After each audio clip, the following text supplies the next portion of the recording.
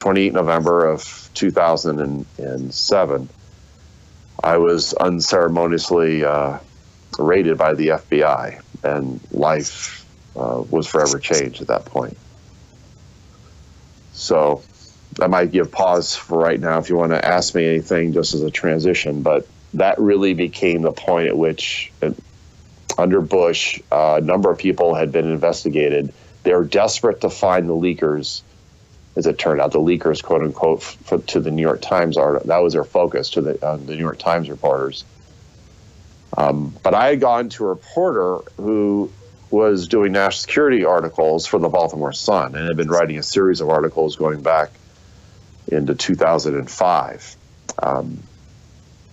And there was a number of articles that were published. I was the source for a number of them.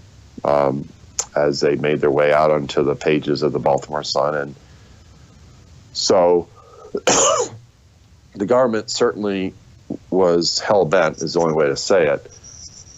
As I found out later, Vice President Cheney had basically said, find and fry the leakers, just burn them, make an example of them.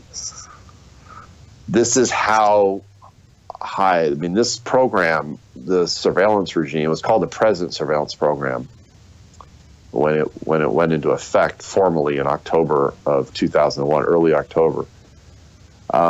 This was one of the highest held secrets of the U.S. government. It was far more secret than even what became known as a torture program.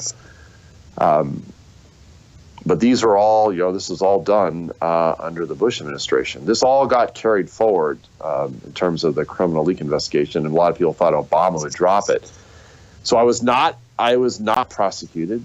I wasn't arrested, nor was I indicted under Bush. You have to leave it to the Obama administration, where they picked up a couple of investigations, including mine, and apparently a number of others, as it turns out. And I ended up 2.5 years later finding myself very publicly indicted in April of 2010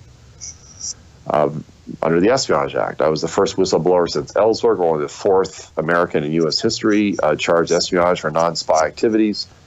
I was behind several 8 balls.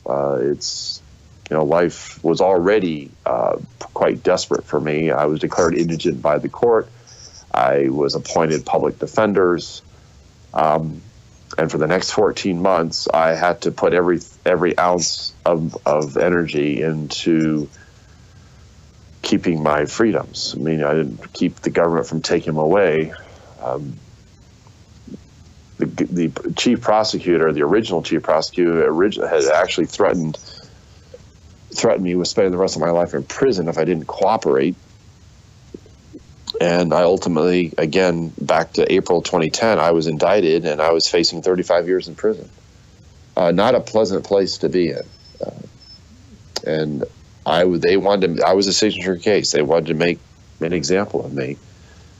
Really send a chilling message, and also put the media, put the press, and even the First Amendment, right, in their gun sights, because that was clearly what was happening. Is it wasn't just a matter of burning sources and making them pay, but it was also a huge warning to those in the press who would publish anything coming from, a truth teller or whistleblower.